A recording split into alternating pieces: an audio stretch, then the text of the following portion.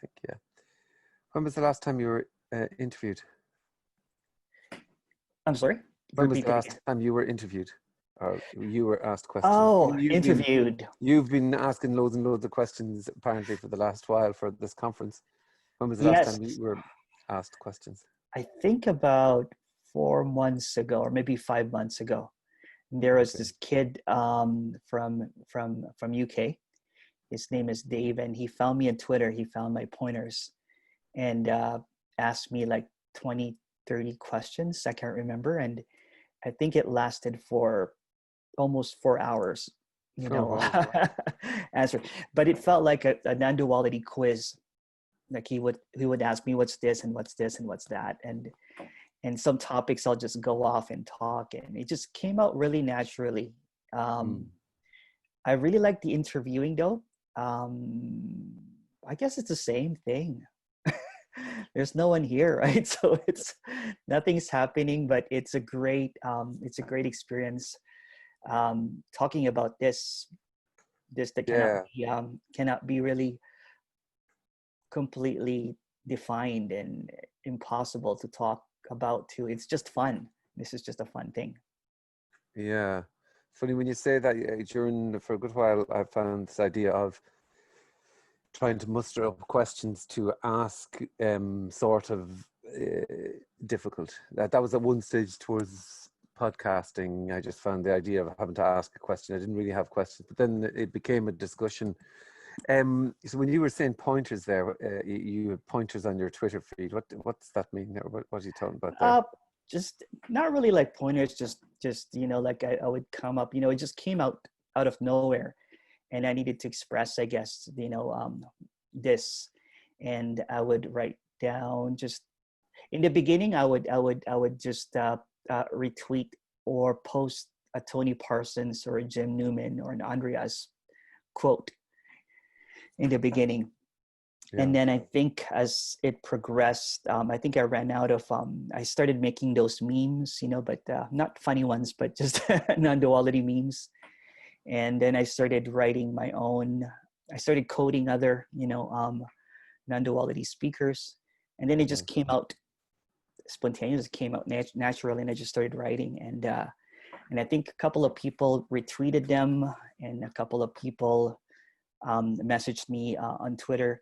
And it was almost like I didn't really want there to be anyone there. So it's called Disappearance of Me. And yeah, it just came out, just some writings. And I used to just write on my Word, just kind of like on a computer, just write a whole bunch of random stuff that just comes out of what this is, and it just became. And what is this? This is this. This is unexplainable. This is unknowable. This is indescribable. The effort to try to explain this falls apart, because the moment that you try to capture this, it's not this. It's almost, I think I told you this, it's like when you're taking a picture of a camera, trying to take a picture, the moment that you capture the image, that doesn't describe what is. And we try to do that with words. We try to do that with hinting and everything. But this is you appearing on the screen, me appearing on the screen, no one talking to no one, nothing talking to nothing. Yeah, it's already in the attempt. It's already in the not getting it or not being able to say it. It's already that, isn't it, in a way? Yeah. Well, it is already in the not being able to articulate it. That's right. Yeah. Yeah. It's unfolding almost. Yeah. It's unfolding. It's still really hard. It's really still difficult to talk about this. I used to teach spirituality, and that came out with a lot of practice of talking about this concept and that. But this one, it's almost like I stumble a lot talking about this. It's almost like I catch myself, contradict myself all the time, and I go back and like, no. It's and so I applaud, speakers, that I've interviewed, of how fluid it is. It is still fluid. Everything is fluid, but you know what I mean. Yeah, sort of do. Yeah. Have you tried talking about this, Frank, more in a freestyle way of just kind of like talking? Sometimes it comes out just really, um, it's like an unknowing. Mm. It's an unknowing. It's an unraveling. Yeah. So you don't know what you're saying really, even if you have thoughts about what you're going to say. They're never really comparable. In fact, just totally disconnected. So that's the It's like it is impersonal. almost. You mean the person is almost like a madman. Somehow the brain is going, "Oh yeah, no, I know exactly what you're talking about there. I can keep up with this. This is great. I can. Yeah, yeah. No, no, I agree. I agree with what you're saying there. That's great, great."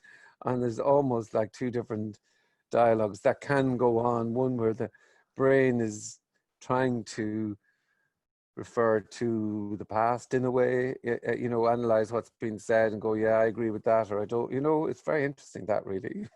What is that? I couldn't tell you what that sort of movement is, but you have two movements, one a voice box, another one which is um, thoughts that may appear afterwards, wondering, you know, did I say, was that clear? Was that not clear? Or I'm asking and talking at the same time, I think. Is that how you would experience? It's just the I think there was an experience of just talking, just breathing. You know, there was no more I, and it's almost like a an experience of nothingness. I don't know if that makes sense. Mm, It's difficult to explain. It's really really difficult to explain. Um, anyway, going back to that story, sorry, with the Twitter, I got interviewed, and then I started talking to Noel from Absolute. He's a YouTube non-dual speaker, mm, Noel, and we started just chatting back and forth, and of course, you know, in the beginning of this apparent process, there was some oscillation of kind of like, do I have this or don't I have this? It's just always kind of like that meing kind of like in the past, and it's almost like a need to talk to people that have apparently experienced something like this. Does that make any sense? Like an apparent mm-hmm. shift, although nothing really happened. Um, and we started talking about different speakers, and then I think one day he was talking about a conference that he wants to put out, nothing conference. Well, actually, we called it non-duality conference in the beginning, and we just wanted it to be non-duality. And and there's the science of non-duality, but I think we needed to have a standalone conference just about non-duality. Um, and he asked me if I wanted to be a part of it, if I wanted to, and I'm like, of course, yeah. And at that time, I was kind of like, I just really wanted to talk to speakers. So my first conversation was with Andreas, and we talked and I recorded it. And then I just dropped that. I was planning to put it up on YouTube just to kind of like create more kind of like um, what do you call that, content, you know, for non-duality, because there's not Yeah. really a lot. There's a few, but not, you know, not quite a lot. I just wanted to be a part of that um, energy that expresses that and shares that. So I told Noel that I did this interview with excuse me, Andreas, and then I also did a talk with Rebecca Maroon. Yeah.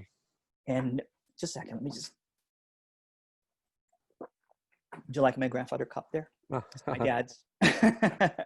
Deadly. Yep. So I talked to Noel, and then I said, why don't I do kind of like, why don't I talk to some of these people? I think it would be great for people to have a little bit of a glimpse or a little bit of a preview of the speakers that we're inviting. And then so he asked me to invite some of the speakers. And of course, I got really excited. I'm like, I'm going to invite Jim, um, Tony, you know, people that I listen to. Mm, And then I think Harry, one of the organizers, one of the organizers said he's the technical part of the team. He said, well, if we have Andreas, we already have a conference. So I contacted Andreas right away, and he said yes. And then I think after that, everyone said yes. Um, the first speakers are like, I think it was Andreas, Rebecca, Tim, Jim Newman, and then Tony. And then, of course, when I got Jim and Tony, because I'm a big fanboy of Tony Hmm. and Jim. I'm a non-duality fanboy, basically. I love talking about this, and I like listening to this. The end of Seeking kind of like stopped, so it was a great way to just kind of like. Otherwise, I probably would have not known what to ask them. I'm a bit of an introvert, and it doesn't appear that way because I used to speak, I used to DJ, but there's an introvertedness here. I was Hmm. kind of like thinking that maybe if I saw them, if I talked to them, I would not even be able to articulate any words, but it just came out naturally. Hmm. Um, and it's just a gratitude, for all of these speakers, even some of the speakers that I might not completely resonate with. There's still a lot of gratitude for them, um, and so many highlights. Talking to so many speakers. I mean, it's such a great place, kind of like what you did. It was such an honor to be able to speak to a lot of these speakers that have written books that I've read before. There was a time of desperation, reading 10 books at a time and trying to understand this, or listening to hours and hours of YouTube, even playing it overnight and hoping that I would get it the next day. Hmm. And maybe if I put this Jim Newman talk, which is, I would just put it in a playlist. He has 3-hour talks, and maybe when I wake up, I would apparently get it. The next day, I would get so frustrated. I'm like, oh, I would be like, "Fuck you, Jim. Fuck you, Tony." And that seems to have stopped. Trying that movement of trying to get it. Did you know what you were Yeah. looking for? Um, Initially, I think I was obsessed with the concept of, yeah, so-called enlightenment. I think I got into this with a very desperate attempt to get the ultimate kind of like almost kind of like the ultimate lottery, the ultimate jackpot, Mm. to be able to get that. And I was trying really hard to get there, to meditate. I did yoga, became a teacher, failed completely. um, Great experiences though. Kind of like was able to see this character as being kind of like saintly good, but also a degenerate at the same time. And yeah, there was so much seeking, and I think towards the end of that was that I was just getting desperate, and I needed to almost reinvent myself because I did not want to. I was kind of like sick of the me. The me Mm. keeps on changing. I was like, I was a raver, became a DJ, and then I became a yoga teacher, became a corporate guy, became like, felt like a big fraud. Mm. Just sick and tired of carrying all of these characters around and not being able to, and always seeking. The seeking seemed to not stop, and always seemed to be a lot of suffering in that Mm. seeking. No contentment, kind of like having so many desires about not having any desires, which is a desire in itself. Yeah. Where do you Or think that all came out of, or what was that? What was that I think movement? characters are just seekers. It's almost like a programming to be seekers. Even as a young kid, you're always wanting to see what is out there, what's in the next field, what's in the Mm. next pond. Always seeking. So that seeking energy is almost like a kind of like an operating system Mm. in all of us and all of the characters. And but it almost kind of like it almost fails. It fails all the time because there's nothing lost. Mm. It's just like madness, doing the same thing over and over again, coming to the same results. So I would go into many retreats, and I would try this new meditation, this new breathing technique. Maybe I'll buy this new book. Maybe I'll buy 10 books. Maybe I'll read them slowly. Maybe I'll skim through it. Maybe I'll do a marathon of non-duality by Naho. Yeah. And just and then kind of like going from different teachers. The teacher I started with Eckhart Tolle. So did I. You did too, right? And then did a Yeah. Course in Miracles. You did too. I went to a lot of the Course in Miracles kind of like meetings and workshops, and Yeah, I went. wouldn't have been able for any of those now, those sorts of bullshit. I couldn't ever, I knew my own bullshit stank enough. I couldn't listen to anybody else's bullshit. Yeah, it was just all I was bullshit. Everything is bullshit. You know what I'm saying? Everything was just kind of like I wanted to better myself. And I wanted to put on new masks all the time. Mm. Now I'm a Course in Miracle guy. Now I'm doing meditation every day at 4 o'clock in the morning. And then after that, I'm like, okay, what do I do after this? After the Course in Miracle phase kind of like faded and nothing really happened. I really liked that though. There was a lot of, I was raised Catholic. And so I was allergic to the word Christ, Jesus, all that kind of stuff. Like, and the Course in Miracles helps me tolerate when other people talk about it now. I think I only got to 100 days. I obviously was not that dedicated.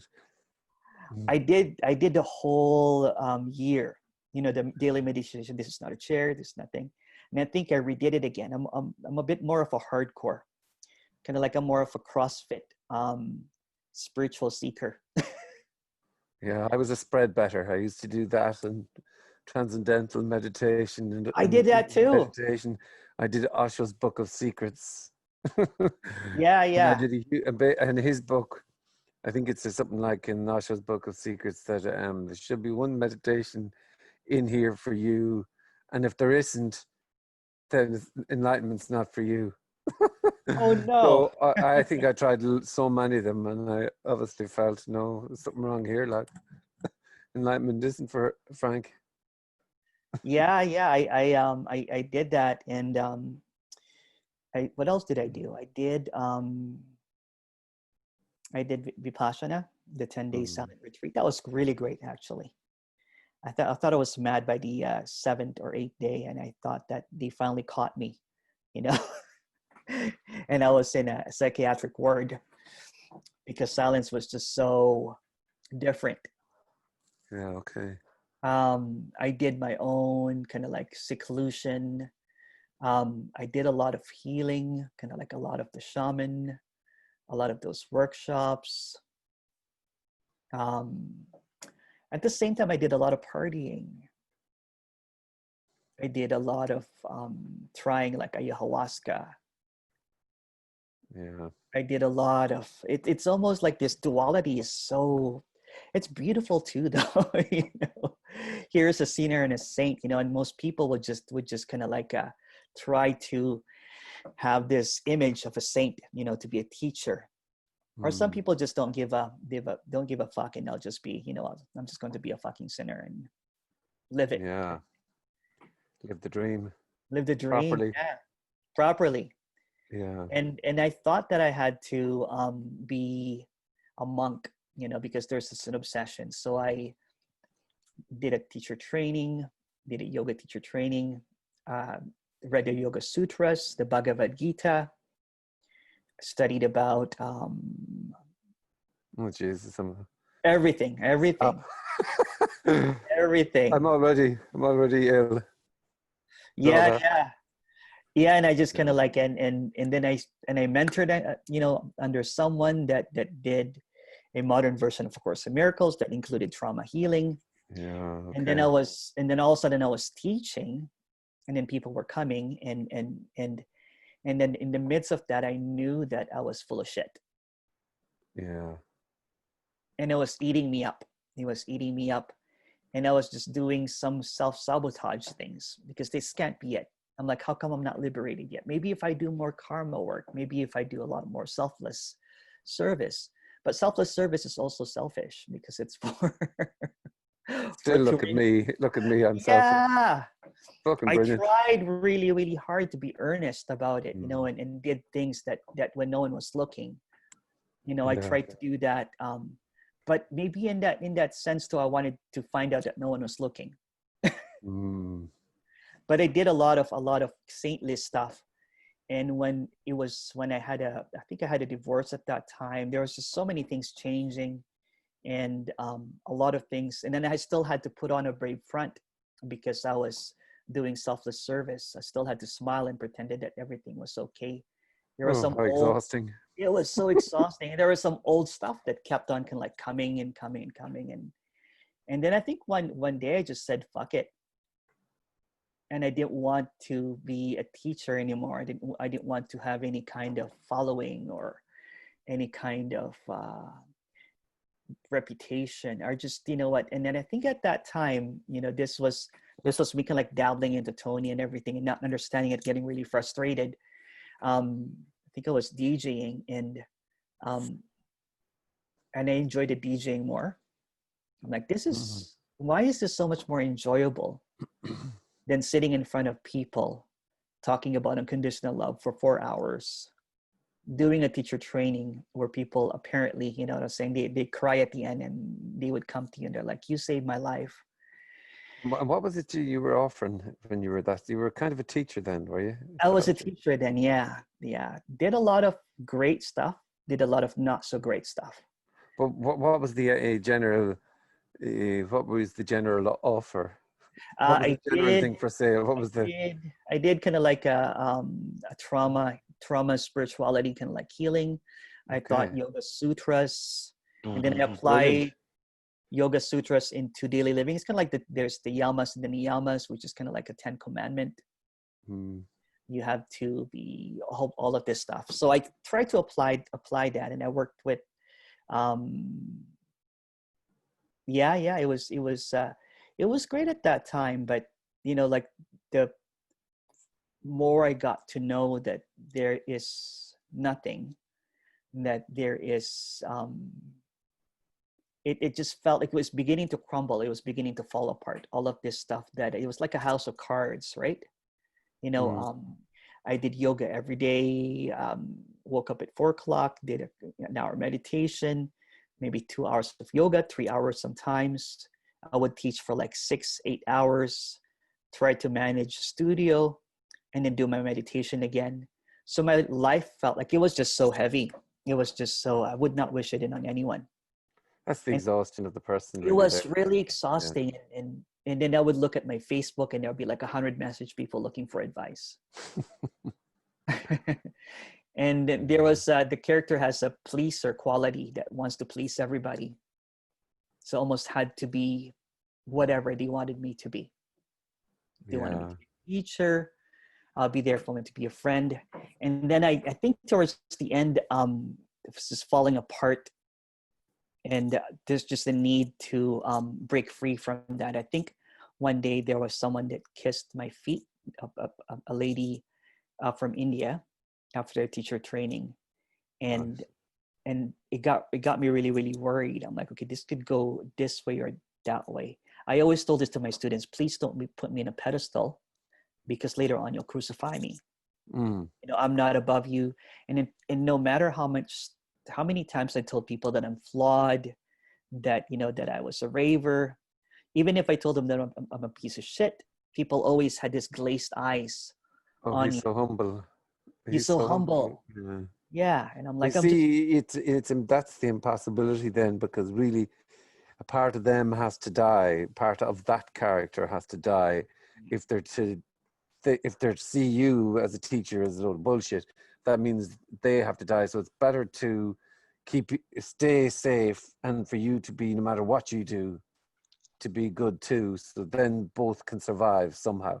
And even you yeah. saying, look, don't put me on a pedestal. It's, oh God, he's just so humble, and look at him. And all this projection of what he is. And then obviously was still a part of you there going, yeah, I mean, I know I'm not amazing. I'm pretty good. Just give me a little bit, to keep me ticking over. Or that seems to be, did it play out a little bit like that? You didn't totally reject it for a while, but then obviously you did just walk away. Yeah. There was also part of that like that kind of like relationship. It's almost kind of like how would you call it? A cyclical, toxic relationship. Yeah. For a student to be there, the teacher has to be here. Yeah. And then so I was trying to cut the ties, and I'm like, I'm not a saint. I can be bad sometimes. You know what I'm saying? I'm not who you think I am. See, And obviously, then you were being almost, you couldn't bear the boxing in of being having to be somebody. But I mean, that's, I don't know yeah, if that's, but it could well be that's because really you would have been cornered then to be a good person who's no flaws, who's at one piece and is full of unconditional love. So not allowed to be contrary, angry, annoyed, or whatever else that can apparently happen with a human. So then that boxing in would have almost been a strangulation for you as well, as it opposed to was. It everything. was. It was, and I thought what I was getting into was going to give me liberation, whatever that meant at that time. I thought what I was getting into, maybe if I do this, this will finally free me of all of my sufferings, Hmm. all of my insecurities, all of this that I've struggled through all throughout my life, that kind of thing. So I was looking for a way out, way out from this, this inescapable this. Hmm. And then I think, and then being a teacher, was very self-reinforcing. The me really, really loved it, right? You know, um, and then, but there I was, must actually have it. I must have it. Yeah. yeah, Essentially, that's, I must, if they're seeing something, then I must actually have it. So I must be, even if I'm riddled with doubt and all those type of things, riddled with discomfort and all the things that the person will experience, it's still the sense there that I must be okay. I must be there yeah, if they yeah, think I'm there. yeah. And you know what I did too is I put, all my eggs in this basket. This is it. Like I ended up kind of like not caring about finances, that kind of stuff. Yeah. I was working for corporation. I was a corporate guy before. So I ended up leaving that life behind. And there was a time that I was working like 12 hours a day because I was working my job.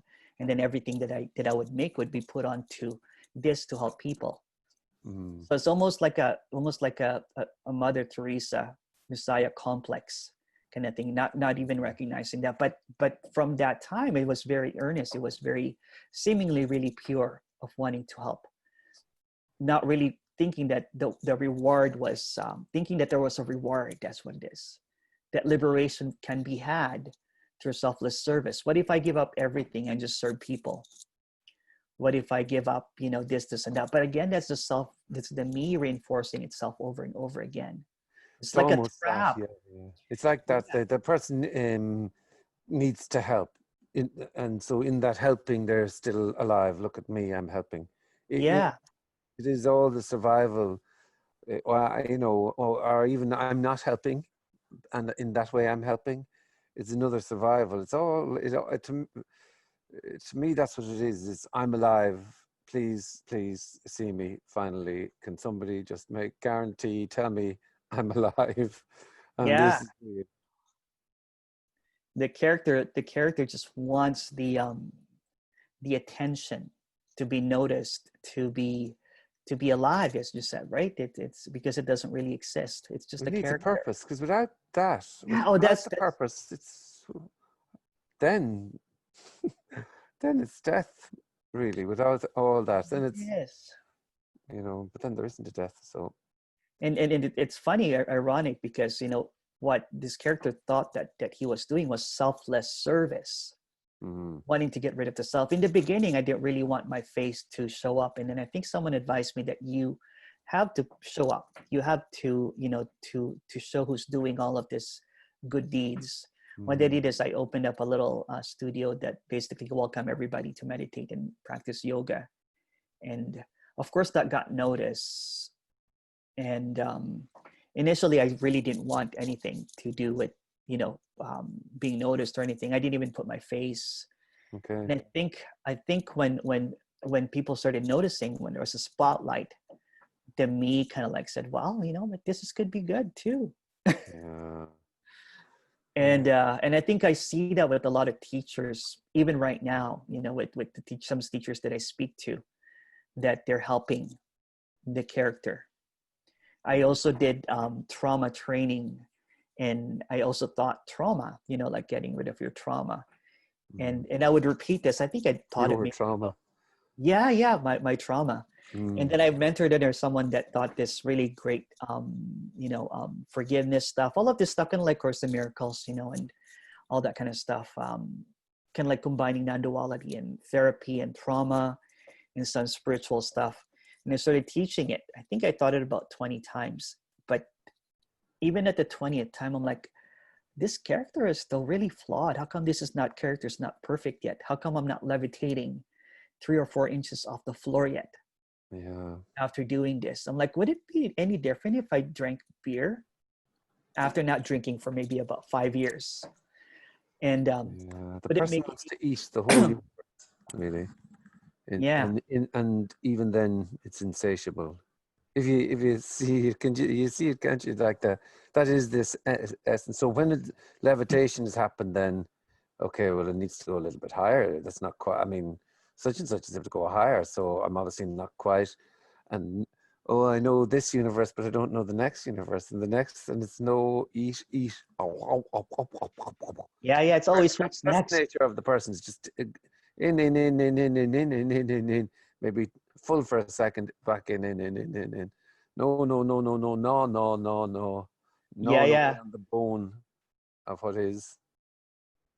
Yeah, it was just nonstop. I think there was I think I told you the story that first I was vegetarian, then I became vegan, then I became raw vegan. Then I Mm. would only eat fruits that would fall off from a tree. And then I was thinking of becoming a breatharian. Um, It's fucking amazing though when you it describe it is. like that. It's be a vegan, okay, be this, be that, and it's like somebody falling, drowning, constantly trying to grab an anchor of something that makes them real in Yeah, this. that's what it was. Isn't it really when you're describing it there? That's Yeah. what it sounds like. Then I'm this now. I'm this. I'm a Yeah, vegan. I'm. even my outfit, because like my clothes was I was beginning to buy a lot of beige and white and those cream colored things that gurus wear. Mm. And then I still had, like, I would be walking around and I'll be like, I have a $200 mala beads. I have this big outfit from Lululemon. It's beige and white, and I'm like, do I look holy? But that is the fucking essence. I was out with a friend, and both of us were well. We were throwing the booze in and having a great time, and I could see that somebody else was there, and it was. I could just see. Basically, there's an idea of what serenity looks like. There's an idea of what liberation looks like, or peace looks like, or there's an idea, and that idea is saintly dressed, peaceful looking, calm Yeah, and serene. And that picture is the exact same as the big house and the nice watch and the car. It's the exact same. And if it doesn't look like that, it can't be this. It cannot be this because it's an image, an idea. It's amazing. yeah, it was just it is. It's and then I think at that time and I just kept on pushing and pushing it, right? Pushing. I'm like, Mm. why is this not giving me liberation? Is it? And then I was thinking, maybe I have to. It was just back and forth, back and forth. Like, okay, I said, maybe I'll go partying. That's more fun. Mm-hmm. Boom. Maybe I'll drink beer. That's more fun. And then one day, I think I was drinking beer, and one of my students caught me, and they were so disappointed to see me drinking beer. Yeah. And they were like, that's really disappointing. And I'm like, I'm a human being. Yeah. They're like, but you're teaching about, yoga and sutras and the Bhagavad Gita. And I felt bad. So I stopped it again. Yeah. And then I think someone told me that, you have great power and you have a lot of responsibility. You should act accordingly. So I ended up getting trapped in my apartment, in my house I would go teach, I'll go back to my apartment, sleep. I felt like a big prison. I'm like, what if I start flooding the prison, shitting in it? Yeah. Do I get out? Right? It was just or this. I have introverted qualities, and I would be walking down the street, and people would see me, and they would just look at me, and they'll bow to me. right? Thinking that I'm some kind of an avatar, or because I'm doing selfless service. Yeah. And of course, with the selfless service, there's a lot of kind of like media likes that, and I think I was speaking to like 2,000 people in a big theater, and then at the same kind of like time, there was a newspaper article about what I was doing. Never really seeked it out, but I thought it would help the movement. But the expense of and it was just really, um, it was really difficult because you have to be a certain way, Mm. or I would even get caught in a club, and I would, and I would just be drinking water because I'm like, what if my students see me? But I really want to be outside. And then even dating, I just got divorced, and people almost expected me to be celibate. I never slept with any students, you know what I'm saying? Yeah. But it's almost impossible to even go to any kind of like dating apps because people would see you Right. as in a dating app. They're like, what is he doing in a dating app, or what is he doing in a club? Isn't Because he like a he's supposed to be teacher? desireless. That's it. Is it? He's Yeah, that's supposed what to. it is. Yeah, I'm supposed to Yeah. be desireless. So I mean, really, when there was, if if the seeker was to think about desireless and serene and whatever, all the things that the imagination would be, and if they fully lived that, they might go, which sounds like you fully lived that attempt anyway. They might go, do you know what now? I'll go back. Can I go back just being the dickhead that I've always yeah, been? yeah. I just wanted to be a dickhead. I wanted to be a douchebag. Yeah. Yeah, just want to be a dickhead. Is that okay? Yeah, yeah. And And not have a clue. yeah, yeah. And I would actually tell them these stories, like, in a lecture, I would be vulnerable, not really vulnerable, just honest, just tell them that, that I can be a piece of shit, you know what I'm saying? And I used to do this and this and that and that. It should be Um, honesty then. This honesty would just go, be, God, he's so honest and authentic. Oh. yeah, yeah, yeah, I used to be this, but now I'm this. Yeah. yeah. But I never really said it that way, you know what I'm Okay, sorry. saying? Um, and I found yoga, it's helping a little bit, I don't know what I said actually. It's hard to remember, Sure. but it's almost like, and then everybody, kind of like, not everybody, but a lot of people that want to get where you are envies you. Yeah. They're like, how did you get there so fast? Weren't you just in teacher training maybe two months ago? Yeah. How That's not how fair. how could you be I've been doing this for years. how could you be more Instagram famous than I am, and have like followers, and I've Yeah. been doing this for years. How dare you? So people that there's some people that look at you in a pedestal, and there's some people that wants to knock you off there. Of course, yeah. Yeah. That's been on a pedestal in a way. Okay, and you're describing there earlier about introversion. Do you think introversion really is this idea that you can only pretend for so long and then you have to go back into your cave because you're basically going around, so that there is really no introversion and extroversion when there's no attempt to be someone, but the attempt to feel that you need to be a certain way, then this is only, I have no idea, you know what I'm saying, but I don't know. So I'm not do you think that is the case with it, that the introversion comes about out of, it's no longer it's not as easy to pretend anymore? something like that. Yeah, I'm not really sure, but I don't know I either. Yeah. think I think it's just kind of like a character happening. It's just, some Mm. characteristics. Extrovert it's just extrovertedness, introvertedness, kind of like happening, and it comes and goes. It's kind of like Yeah. a kind of like probably like a hiccup or something. Yeah. Something that That's I how it don't know. is. Yeah. I don't know what I'm talking about. But yeah, it And was. I was going to say to you that so obviously we've been. It seems like all of this then just dropped away. All of that just ended. Yeah. It's it's like the biggest relaxation. Um, it's funny because I kept on hitting the wall. The character kept on hitting the wall, and just like not, because I would try really, really hard.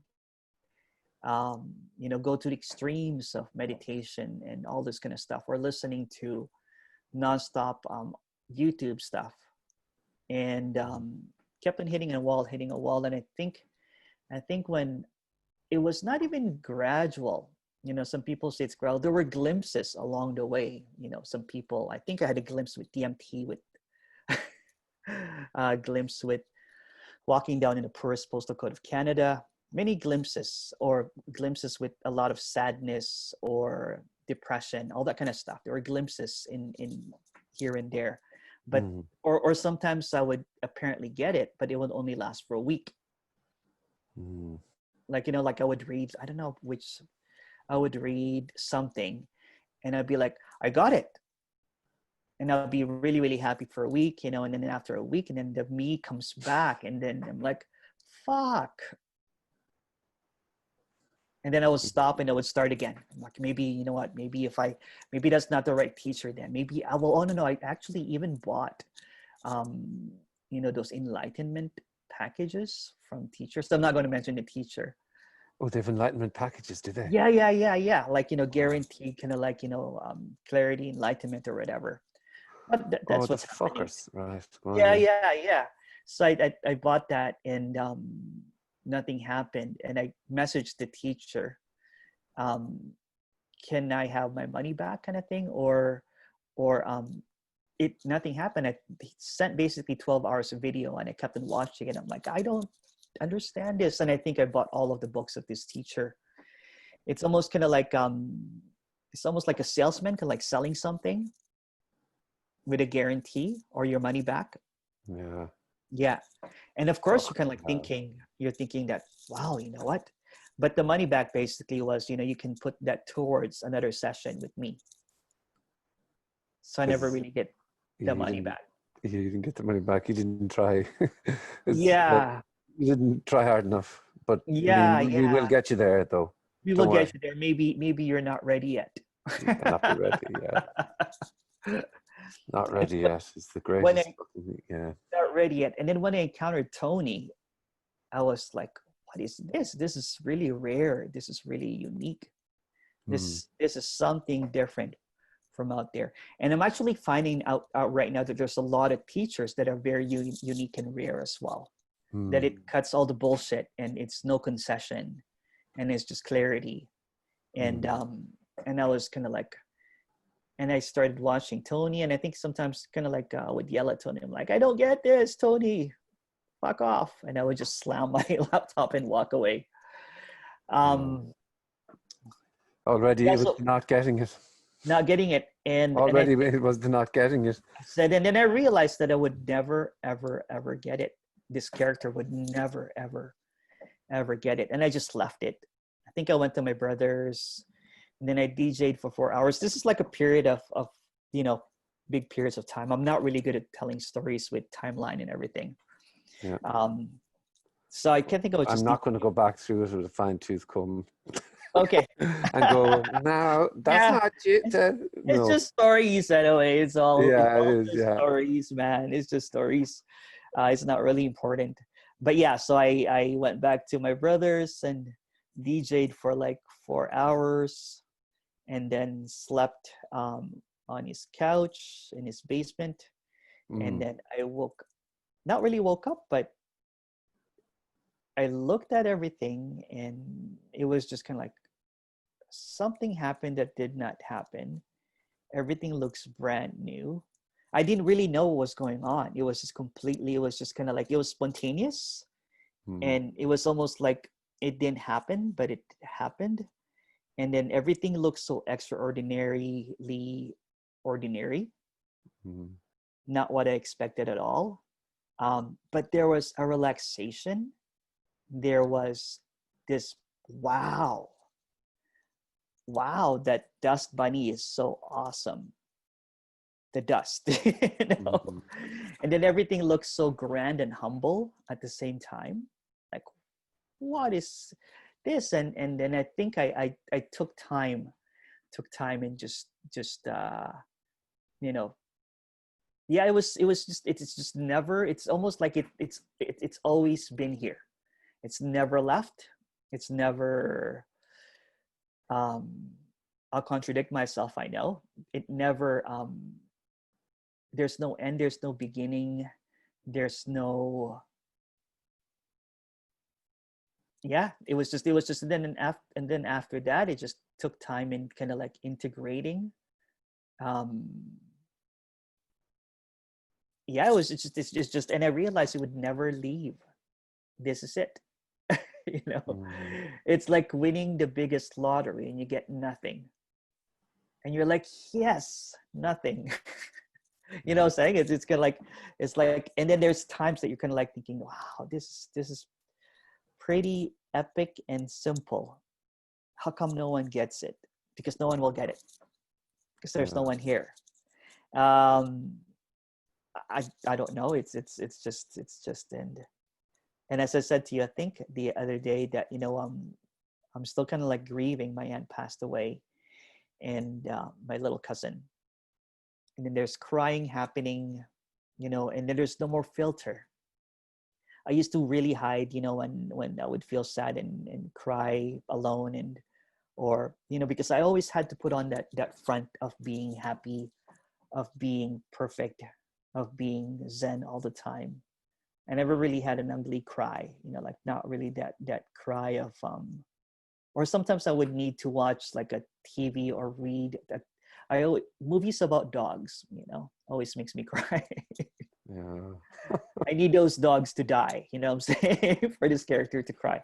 But I think what happened is my aunt passed away and I was just crying and everything was just pouring. I'm like, oh, there's no more filter to that. And it's beautiful. Mm. There's no more yeah, if it's just crying, it's just crying. There's no more kind of like storylines or dramas behind it or hiding. And there's no more meing kind of like trying to control things. And it's Yeah.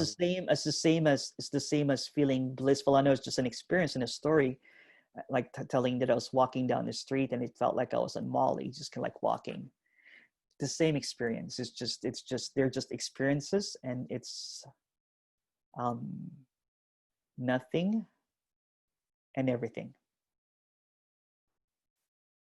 Nothing where everything arises from.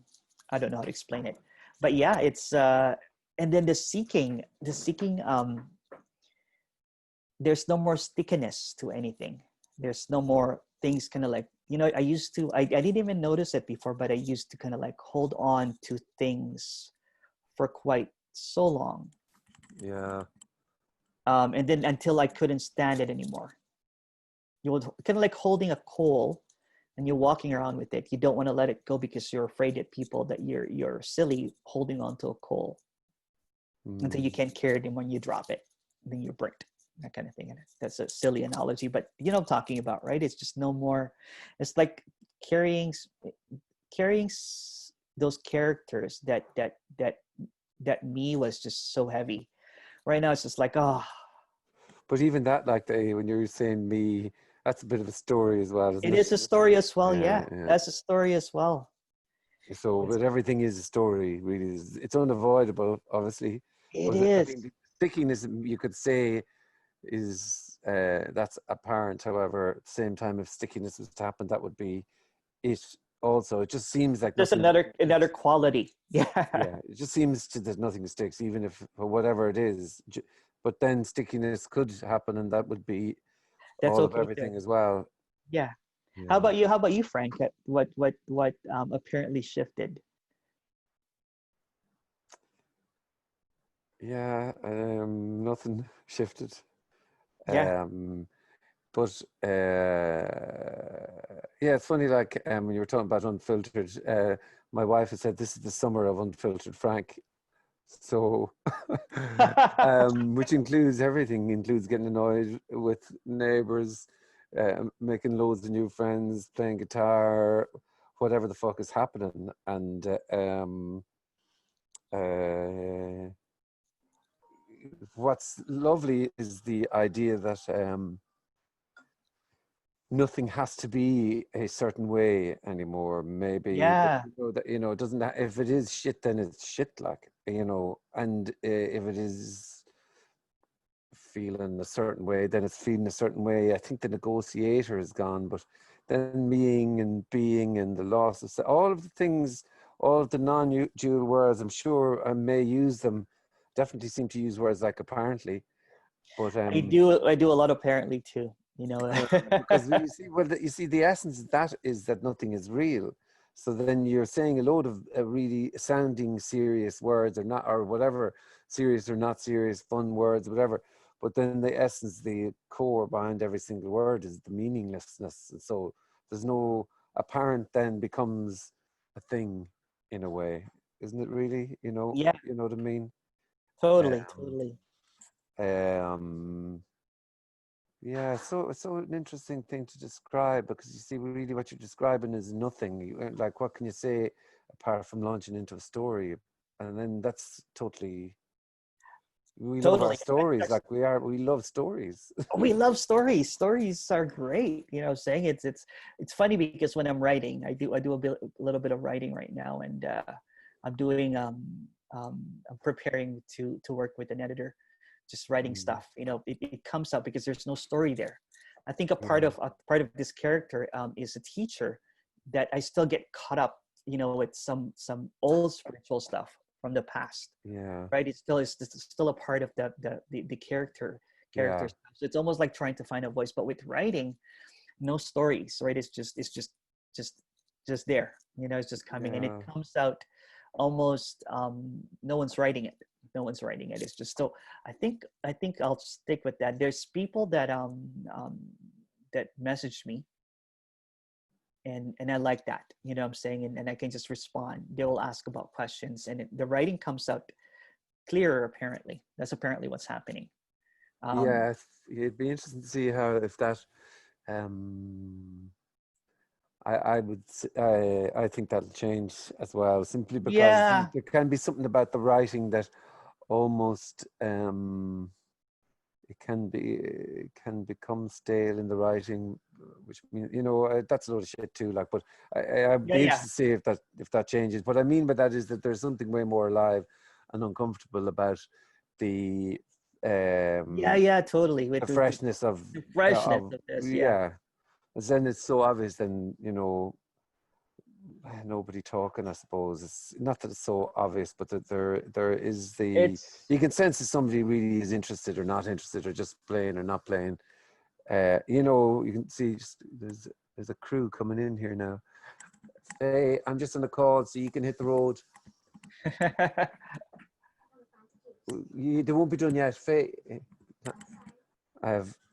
All right, you can come back in maybe 20, 25 minutes. I don't know, but your time is.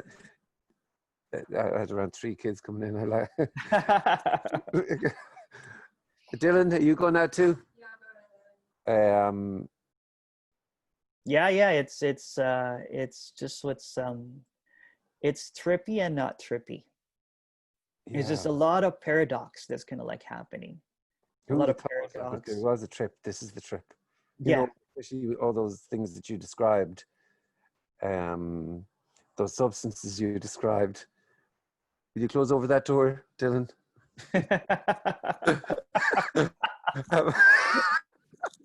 He said, "No, no, I have to I had to say substances there, because my 14-year-old doesn't need Yeah, to be yeah, hearing about stuff like that, yeah, yeah, you yeah. know." Especially that curiosity you'll start to build about. Oh yeah. But I think at a certain point in that experimenting, the you see, like the rabbit holes of this trip. Say the rabbit hole, like if you go on a trip, you can go on a psychedelic trip, you go down these mesmeric rabbit holes, Hmm. right? Apparent mesmeric rabbit holes, and you get an insight into this or that, and blah, blah, blah, blah. And then back in this trip, the ground zero or whatever, this rabbit holes are just the kind of slower, softer rabbit holes of thought. Yeah. This is the trip, though. I mean, and then this in its ordinariness, a fucking table is spectacular. Nobody's talking about the table. Look at the table. Look, and it's not not in a. It's just that it's there. It's something that it's it's possible, or not even. It's just that something's appearing to happen. That's Yeah. something is appearing to happen, and that's the elephant in the That's the elephant in the room. All the theories, all the ideas, all the concepts, all the books, all the fucking everything. But before, oh. And Yeah. then the impression is that everybody, the impression is from whatever age you are to wherever, that somebody must know what the fuck is happening. And then you follow and go look, and that whatever it is, that somebody must have an answer to this answering or to this questioning. And yes, the idea that the whole thing was just playing out and you never did a tiny thing, not even the idea, but the reality of that. Sure, that's the craziest fucking thing It going. is. It is. It is. It's just really unknowable, Mm. wondrous, indescribable, ineffable. It's just so fucking trippy. And in that hopelessness of trying to find answers, of trying Mm. to, capture things in that, um, yeah, pure hopelessness is liberation. When that hope is gone, when holding on to that hope or holding on to ideas, holding on to belief, my belief is this, holding on to there's no one holding, there's no one, it's just what's happening, it's just what's appearing. Mm. Beliefs are happening. um, and there's no letting go because there's no surrendering, it's just what's happening. Yeah.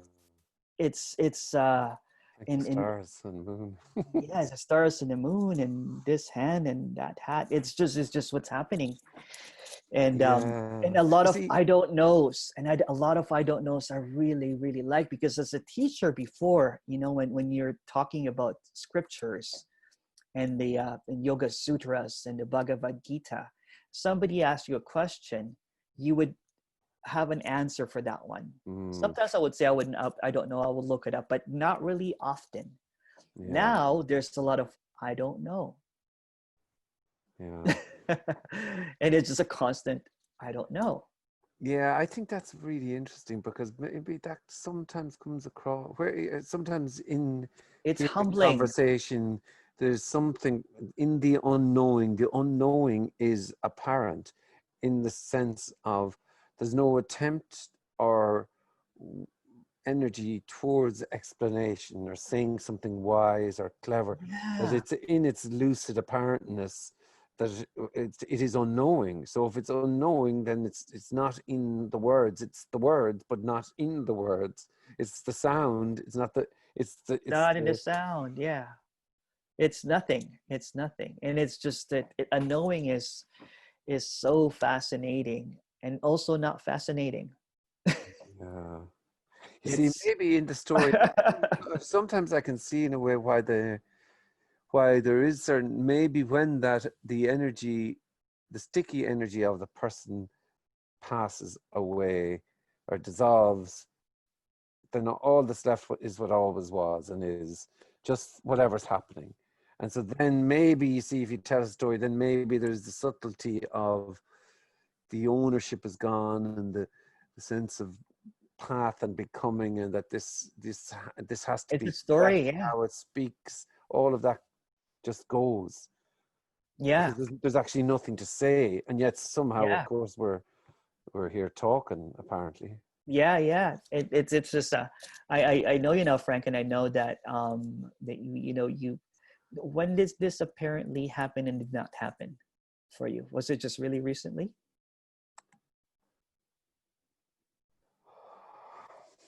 I don't know. You could say that seeking ended maybe a year ago. I could say that seeking Okay. ended. I could say maybe Okay. seeking. I could say the seeking for other than this ended a year ago, but this was always this. So Yeah, then, this is always this. It's just, it's like it's so hard to describe because it's always been this way. yeah, somehow that the maybe I do kind of look back to 20 years ago sometimes, to my head blown off and the absolute shock of somehow something happening. And I find that was unbelievably uncomfortable. But that seems to come up. I seem to mention that now. There's no relevance whatsoever, but I just seem to mention it in terms of the fucking whoa of somehow something appearing to happen, and then having nobody to talk to about it, and feeling a little bit insane in conversations. And maybe that kind of, I don't know, maybe you could, this is total make-believe now, but maybe that came, that, I don't know, came back in again, squashed back in, but I really did Yeah. feel some, well, yeah, anyway, blah, blah, blah, story there now. Yeah. It's so for See, me, no, like, but the joy then, the joy or the wonder, the freedom is that who would have thought it couldn't be known or held, or all the things that the person would want it to be, that it's not, it's you not, know, yeah. and it's so not about attainment. And really, every moment you've attained anything your entire life, it's all Yeah. that empty dissatisfaction, no matter what way you describe it. You open up the present and it's, oh yeah, I'm really excited, look at my new present. Oh, or whatever, you know, it's always that. And that who would have thought that it was in the attaining, in the movement, in everything, in the dissatisfaction, in the joy, in the seeking, and it couldn't be held on to. And who would have thought that that would be the total love and freedom, and it total love and freedom bullshit, like, but who would have thought that? No, you couldn't have ever thought that it was in No, the sound of, who would have thought that? You know what I mean? Who could never get that? That it's in everything, and it's it's in everything. yeah, I think I told you this. and it's not in it.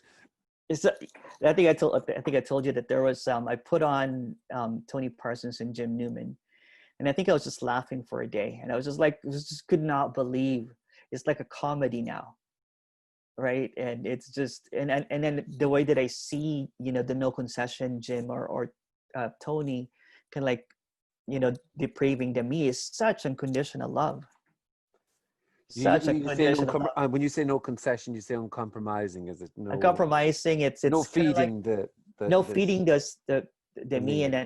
and I think I talked to Nancy too, and Nancy's really great too. There's This is so many lovely. Yeah. great.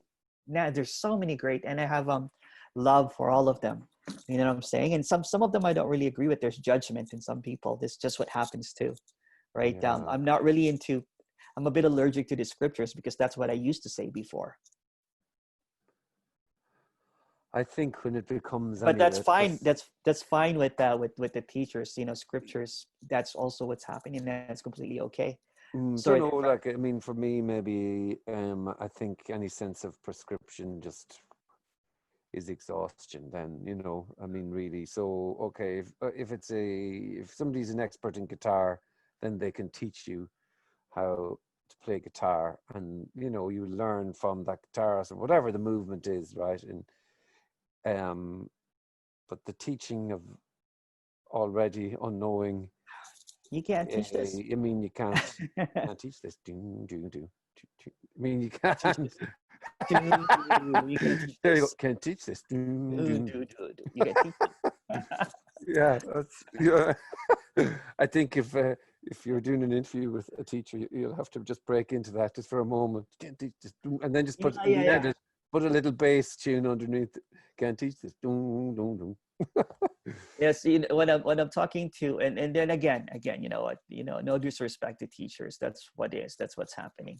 But this is just an opinion. When an experience story, sometimes when I'm speaking to a prescriptive teacher, it feels really long. I'm kind of like looking at when it is going to, like what are the questions, and then when I'm speaking to a speaker that doesn't have anything to teach, it goes really fast, and I run out of questions really fast too, and Yeah. and then it just becomes laughter at the end, and it just becomes really silly.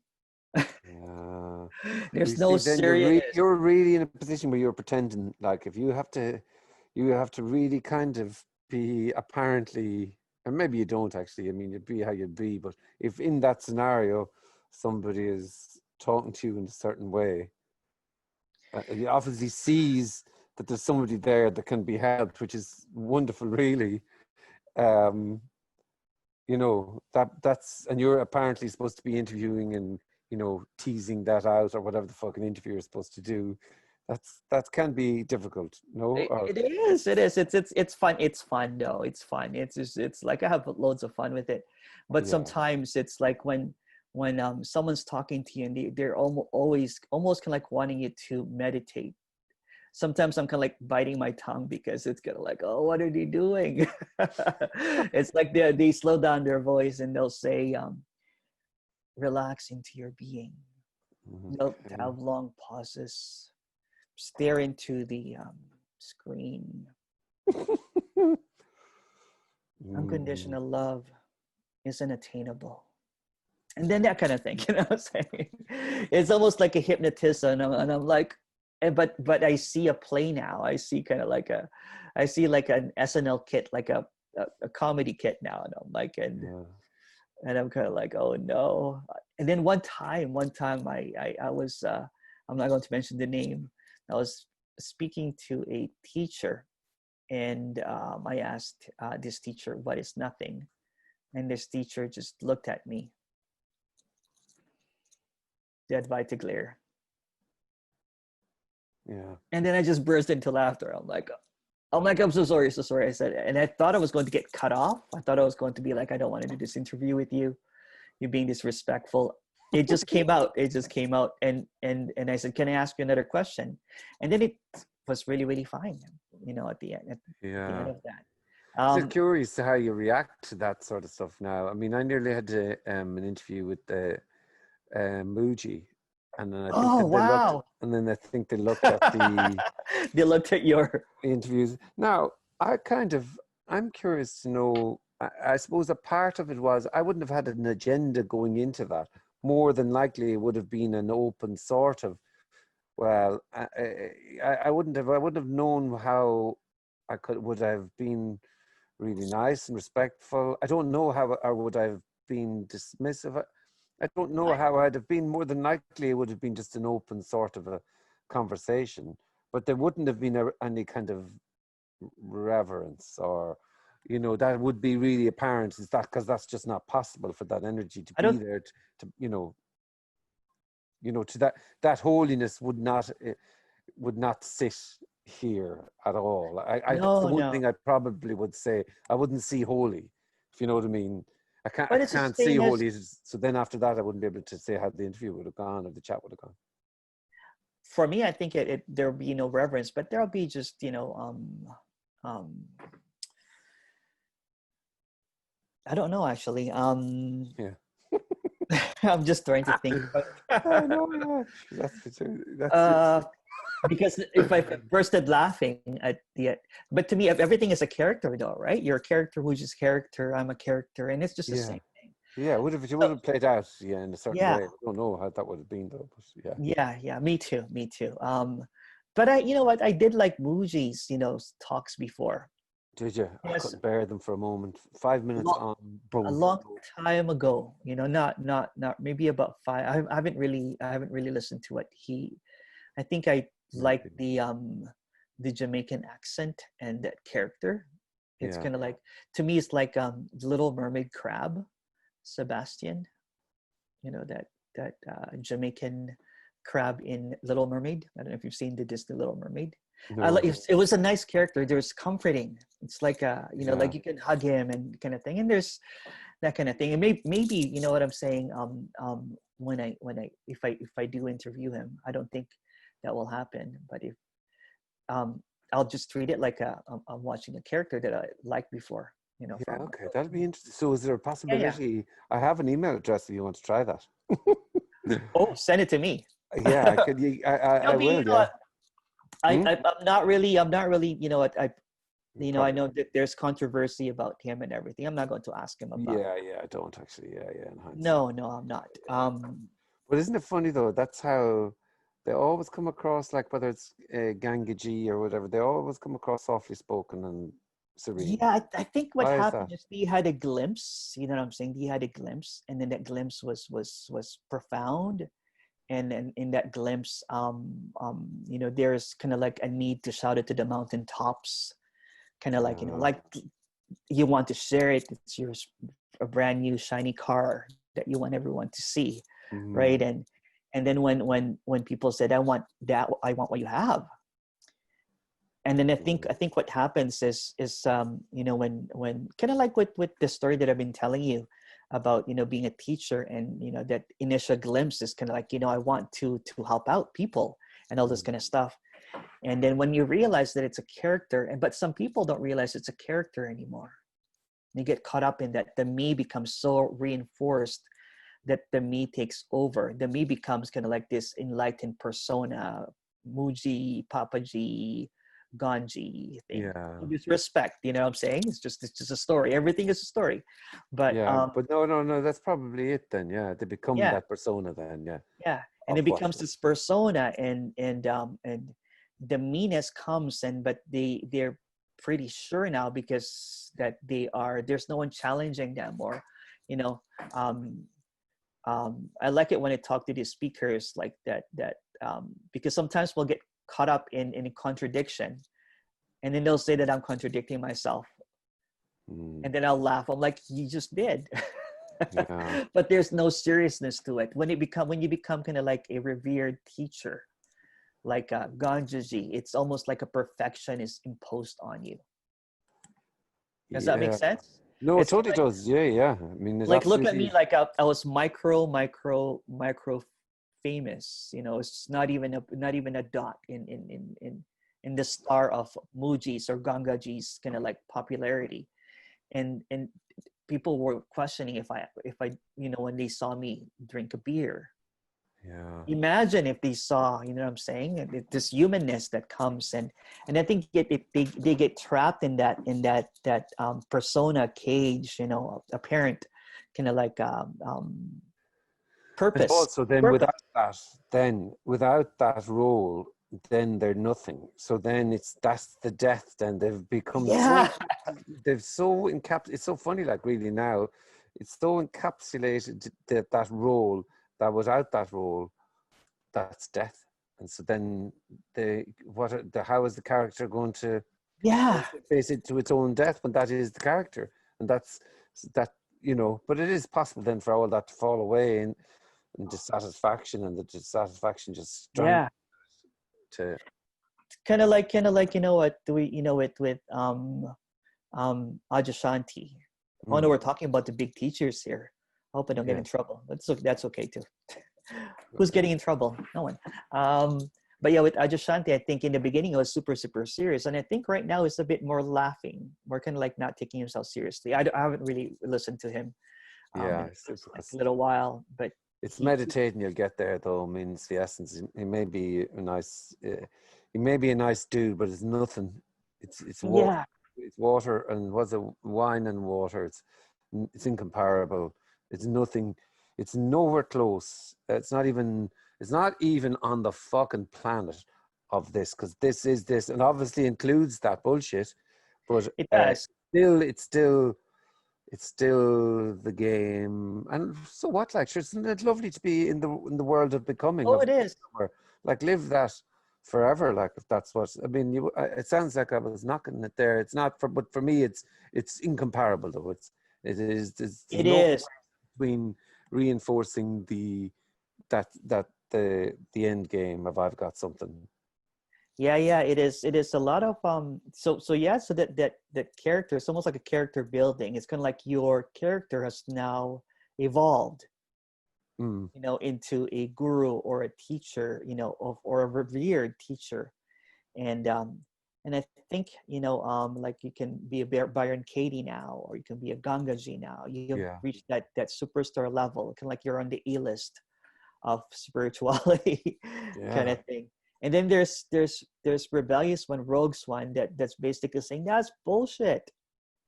Mm. That's not real.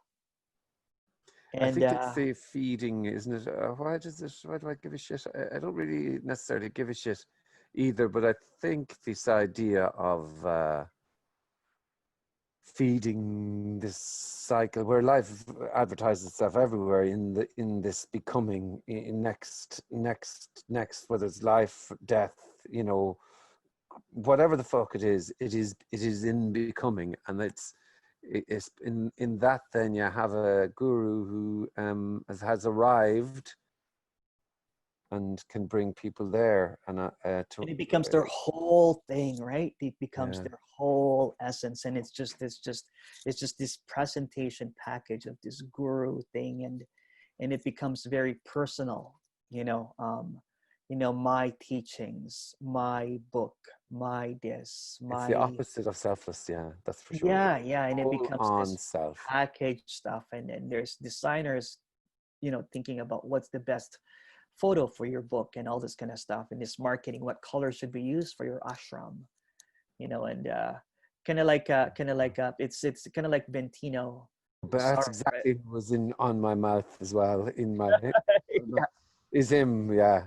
yeah, it's kind of like let's make this kind of like more like looking like kind of like a millennial James Bond mystic, kind of like But even when he actually is talking, it is phenomenal, fucking phenomenal.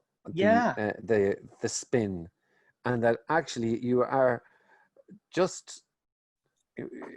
I mean, it's the bullshit is so phenomenal there in particular. He literally is making it up on Oh the yeah. spot. Oh yeah, but I can also practice to do that. You know what I'm saying? Yeah, I can go to a CrossFit gym and start kind of like building my abs and kind of like coming in with a suit, and then yeah, really being articulate about something. It's an acting. mm, It's an acting thing, yeah. It and is. that's Yeah. what's happening too. And that's completely. It's just an expression of the infinite. It's just another expression, and that's Mm, okay too. It's an mm. allowance for everything, right? But it's just really Well, it funny. is what it is. Whether it's okay or not, I don't know. But I mean, it Yeah, is what it is. That's for it sure. is what it is. Yeah. It is. And then Yeah. I was looking. I really didn't know much about Bentino until I started speaking to many different speakers, and and then I think someone messaged me and Messenger, why is Bentino not a part of this? So I started researching. Yeah. Wow.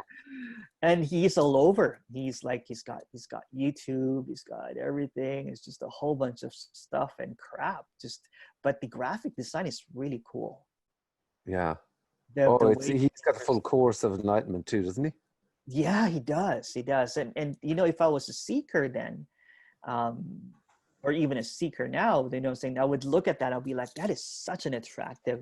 It's like the new iPhone. Yeah. I He's want that. he's got the version 3.0 No, of it. his iPhone 12 is not released yet, and you have Yeah. access to it. And there's 14 cameras on the back, kind of thing. And You're like, oh, you can get on the short list. Only a you few can get on the really, short really good list. people can get on the short list. Yeah. Yeah. And if you act now, you get a second one for free.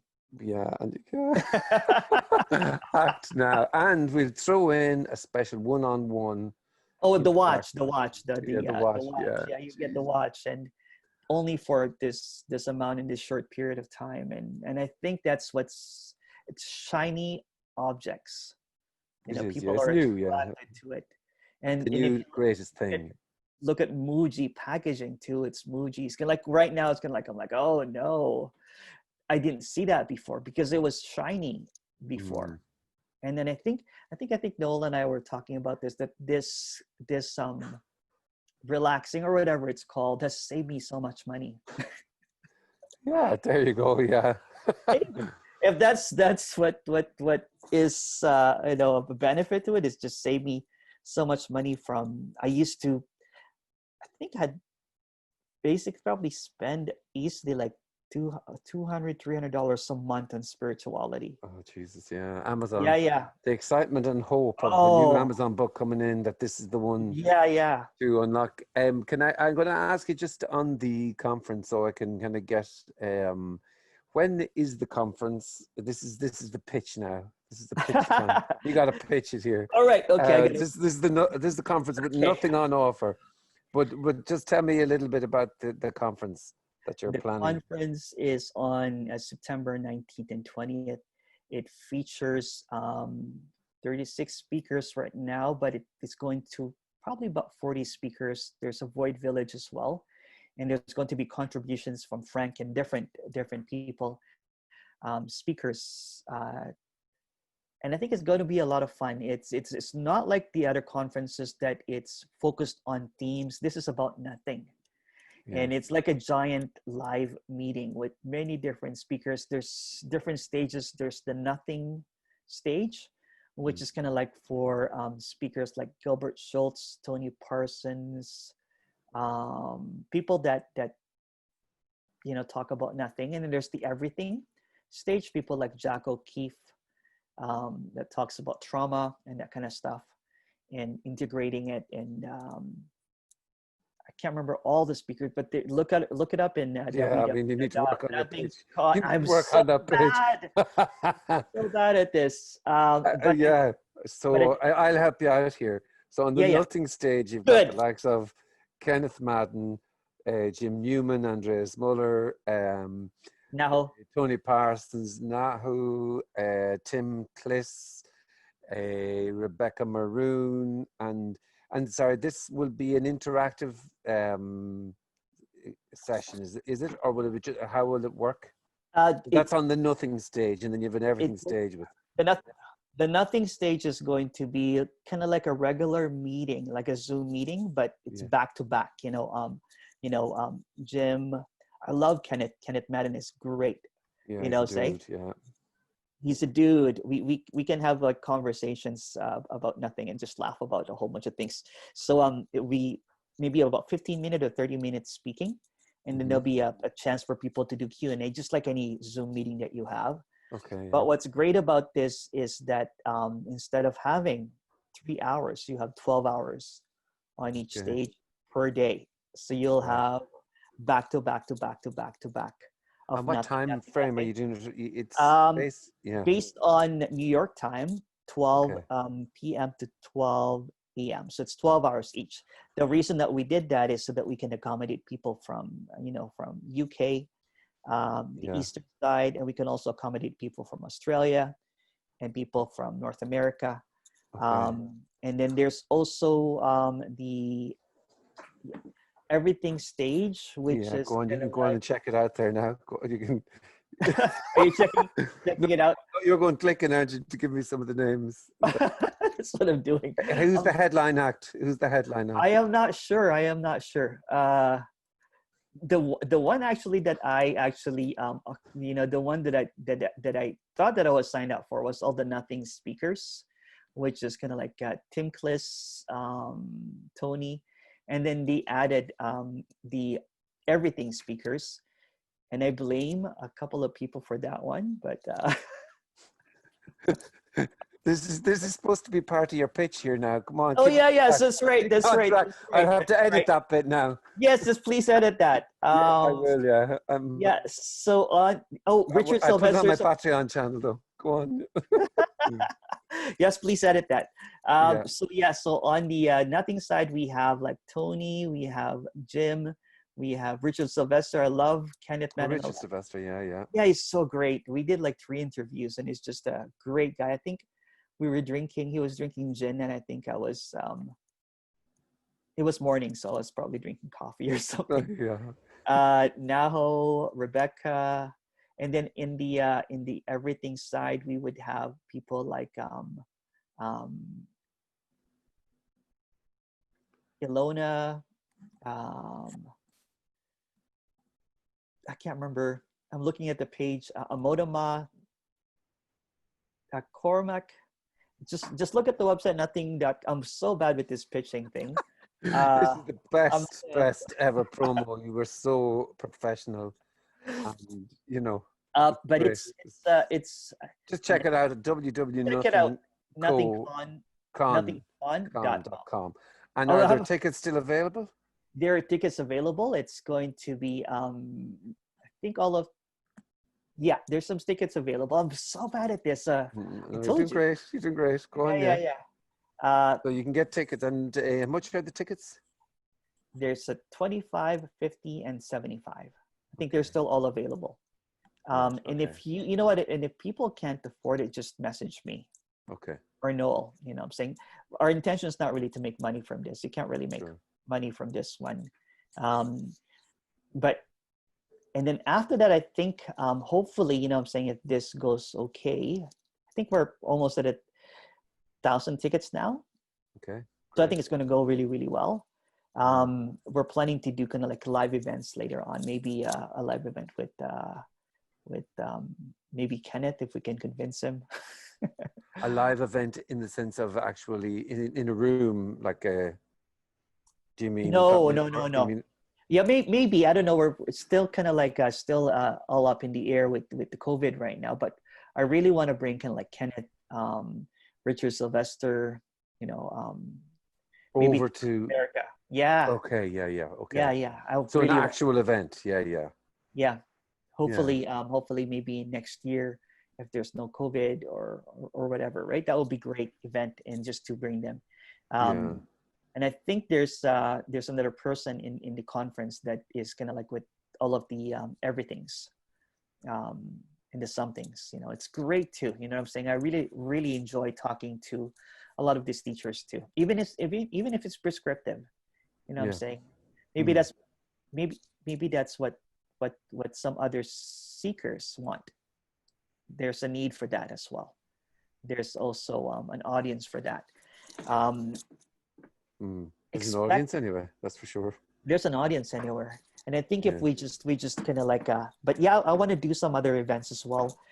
um Yeah. Well, the first one apparently these is always more difficult as the word gets out, but then the next time it can build momentum. These sorts of yeah events and gatherings. Yeah. yeah, someone told me that, you know, some of it might not even seem to be super successful, but you'll have content Mm. that can build the other events, right? So this will be also along with your ticket, you can also download the content so that if you can't watch, because it's probably impossible to watch 24 hours in two stages at the same time. Depending how hardcore you are, yeah.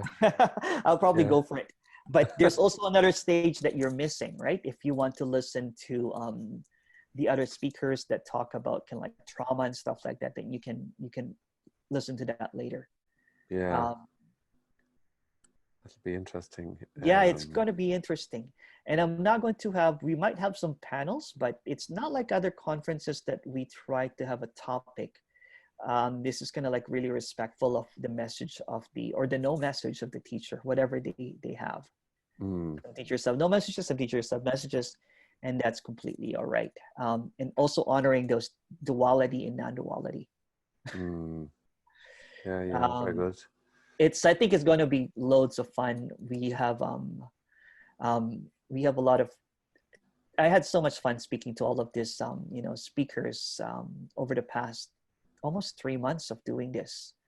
I think I've Yeah. spoken to about 30 speakers. Wow. And editing is great too. I've never edited in my life. There you go. Wow. I'm not really an interviewer. It just comes, I think it's just, and I think Noel said this to me because I was worried, kind of like, I'm like, well, it's just very not professional. And he goes, Emerson, do you remember when you were seeking that it didn't really matter how bad the audio was Mm. because you wanted to find some answers? Mm. And I'm like, that's right. I think I would get frustrated at Tony Parsons' video because the audio was so bad. Mm. I liked your videos because you have a more of a professional setup, so everything was clear. But when you had those Tony videos that was in meetings, I would turn up my big speakers. I'm like, I still can't hear it. It's just Yeah. something, because maybe I'm missing a word that would lead me into liberation. Is what I thought before. What's that word? That is And the I key. would rewind. The key to the gateless gate. Yeah. Yeah, maybe this series of words that Tony says, like maybe if I do back to back now and all that kind of stuff, and maybe I didn't hear that word. It was just so desperate. I think I was talking to Jim about this, and then we're talking back and forth of how desperate it was, how frustrated and desperate it was, you know, the seeker to get this, that. Now it's that time. I'm like, you know, I would be like, okay, this is my time to get this. Now I'm going to go to this. I'm going to focus on this now. Yeah. Focus on this now, and then focus for about 90 minutes. I'm like, damn it. And I would walk, just get really, really frustrated. And then I'm like, okay, I'm going to grab a beer now. I've done all that work. I've done the best I can now. I'm going to have a beer. Go and enjoy The best I myself. can. I'm going to end the beer. Yeah, It can't be having the beer. Definitely not. No. It can't be this part. It has to be the other part. Yeah, it's funny. Like even the words "gateless gate," the gateless gate. That's another concept. It's never. But what I'm saying is, gate is the only word that's heard in gateless gate. That's right. Actually, it's always no matter what is said, no matter what is said.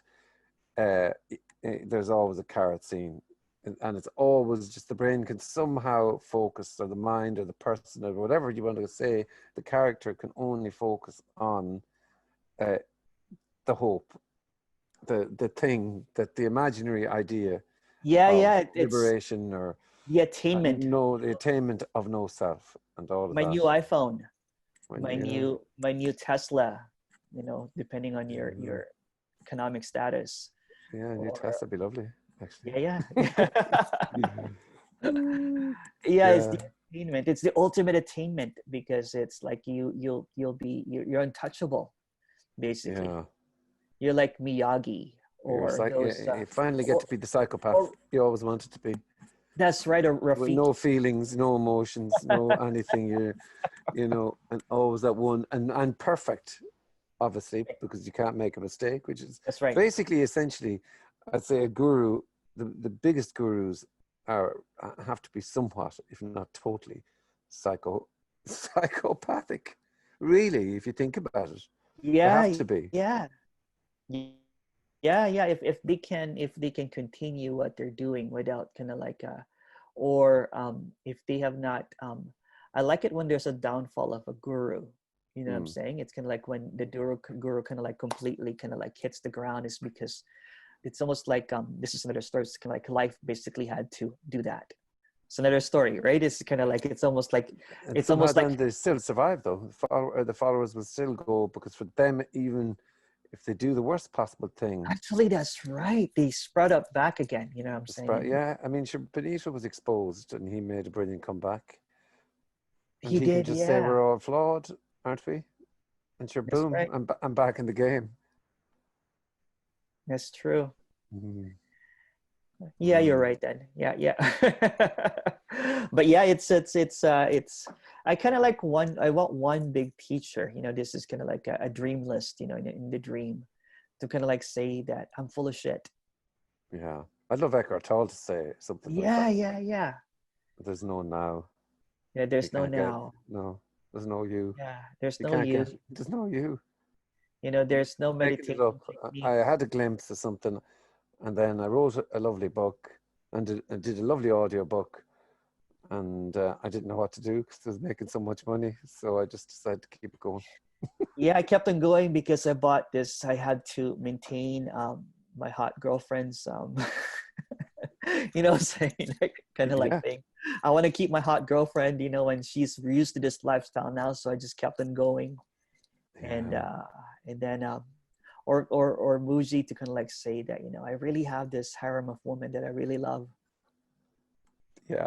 That would be great. Yeah. That's true. But I think, you know what, so many of those followers were just completely, if you don't own up to it, it's almost like you're infallible. They can't go wrong, like we said there, though. Even if he does own up to it all, it'll be. It can't go wrong. It can't go wrong. Yeah.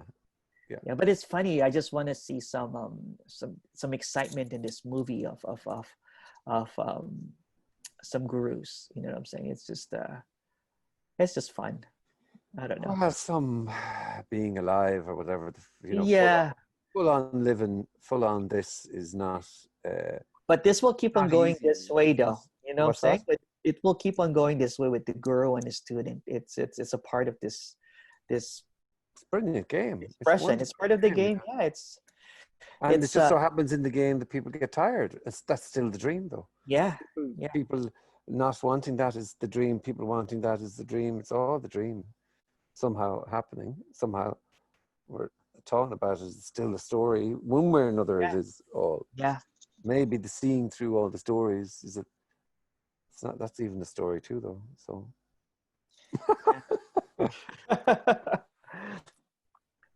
But yeah, it's just fascinating.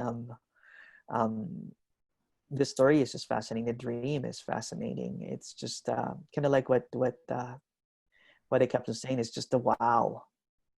Yeah. Wow. Owen Wilson has this video that he just keeps on saying wow, wow, wow, wow. Mm. It's like I did an interview with Tony Parsons, and I think we said wow like maybe 100 times, and we just kept on like laughing the whole time because I was running out of questions. I'm like, I don't know what to ask you, Tony, anymore. It's just so clear. It's so simple. It's so already, I don't know. So it's so already anything. It's Is what already it anything. is. So Yeah. it's And then I was asking questions and not asking questions. It's fucking and uncontainable. Everything. Yeah. and I was talking to Nancy yesterday, and it was just so much love, like so amazing talking to Nancy about the way that she does her poetry. Oh wow. She's like a waterfall of love flowing. Yeah, she is. Mm. She is. Or talking to Chuck Hillig too. Chuck Hillig was just epic. He's got this American kind of like way about him. It's just I but don't know there's that also dude. Yeah. you don't know that dude is it's I just think I've different heard of him. different ones. Talking to Naho Owada. That was great. Yeah. That She's was lovely. fun. Absolutely She lovely. Yeah. is. I think we giggled probably half. The first interview that we did, we just giggled maybe for about 45 minutes, and it was just I. And then I think we had to junk it because it was just we could not find any good parts. I had to. My goal was just to make like a 10-minute or 5-minute portion of it, and I'm like, I went to the 45 minutes. I'm like, oh no. It just didn't make sense. It's just nothing completely made sense. But yeah, it's mm, how are you with your old interviews now, Frank? Do you watch some of them? no. No. I mean, no. I mean, who knows? But yeah, I'd never be totally into looking back. I mean, sometimes when I have to edit, I think that's when I went to the point of just going to unedited because the idea of editing is a killer because I just prefer to get rid of anything to do. Like when I did 0 and 1, the very first time I got rid of everything to do with me in it. And it was just answers. And then it was Boris who suggested that it's more interesting to have the dynamic of somebody, The people talking, yeah, somebody looking frustrated. So I can't go and I can't watch them. Jesus, no, I'd be, well, who knows? I might do. You never know. I don't know, There's whatever it is about listening to your own voice and having to, you know what everyone does. yeah, It's completely all right unless you're singing. Singing is different. Singing has a melody, and to it, so it's okay to hear your voice singing. That's why some artists can't even. I think Eminem can't listen to his own voice, or a yeah. whole bunch of Aja Shanti can't listen to his own voice. Did you know that? I didn't know that. No. Okay. Yeah. He said it's like chalk, on a board. Yeah, I don't. What is that about? It's just this. And It's just Aja Shanti, as you critical. know, talks in a very meditative voice. Yes, it does. Yeah. Um, yeah, for me too. For me, I was listening to it, but I have to edit, so I have to kind of like listen to it. So I just got used to it. I'm like, ah. Yeah. Get over it. in Yeah. the beginning, I was like, no, this is kind of like I would almost like skip. Like every time I saw my face, I'm like, oh, I'll just skip, and I just got used to it. But the editing would be horrible because I'd be just cutting some stuff that doesn't need to be cut because the moment I see my face, I'm like, cut. Yeah. Yeah. That's funny. Yeah, really. Yeah, yeah, and then we see that what helps is somebody saying to you, look, leave yourself in there or whatever, just leave that in there because it helps the whole dynamic of it. It And does. that, It does. then you Yeah. just kind of say, well, okay, you may not enjoy it, but somebody else may enjoy it. So, get over Yeah. it. So Get over now, it. so now for me, it's almost like no preference. So I have videos that are cut because it's easier to market those 5-minute clips for YouTube for like Yes, social yeah. media purposes. And then I have the uncut version for people that Intention is a mental state that represents a commitment to carry I have out Alexa. an Alexa, action or action. stop. Alexa just gave me That's deadly. What did she say there? intention is the definition of intention. Okay, brilliant, Yeah. Alexa. Yeah. Stop listening, Alexa. Thank you, Alexa. Yeah. Oh, no response now. But yeah, what was I talking about again? I can't remember now. Before Alexa rudely interrupted us. Yeah. Oh, the sound of our own voices and all that, yeah. Yeah. So I would make those little cuts of videos, but and then I release the full uncut version, kind of like what you do, Yeah. just for people that joins the conference for extra content, people that wants to hear the full interview. So they're teasers basically that I make. But in the beginning, to be honest too, it's kind of like more of like I didn't really want, and I would hide my face with text. Right. I don't know if you noticed my videos. I was editing on iMovie in the beginning, and I'll be like, oh Okay. yeah, those are big text. I can hide my face, and this kind of stuff. I just wanted to disappear from that, and then I think I watched one fully, and I'm like, I guess it's okay. There's no preference. It's okay too. Some people might like that, and Yeah. then I would make the excuse that people just really want to hear the speaker. So I may make a couple of edits. A short version is just the speaker talking. Okay. And then the uncut version is just me interviewing and the laugh and all the swear words and everything.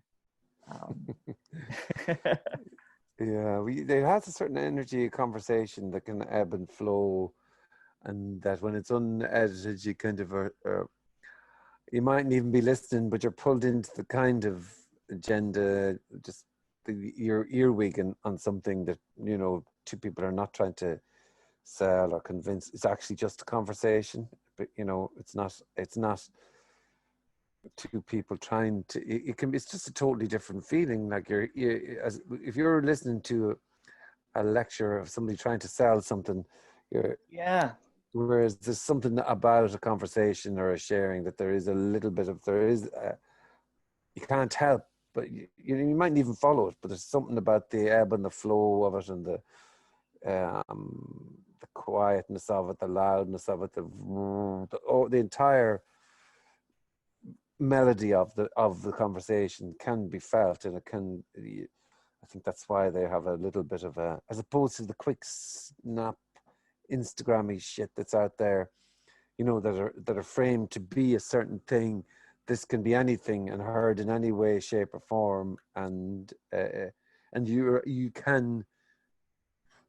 can almost imagine what you would say, and that's you can join the conversation in your own way when it's like that sort of bullshit too. But you know what I'm trying to say? I do feel there's something in it, but what that something is unfortunately absolutely nothing. Yeah. Unfortunately, but it's Yeah. just gone.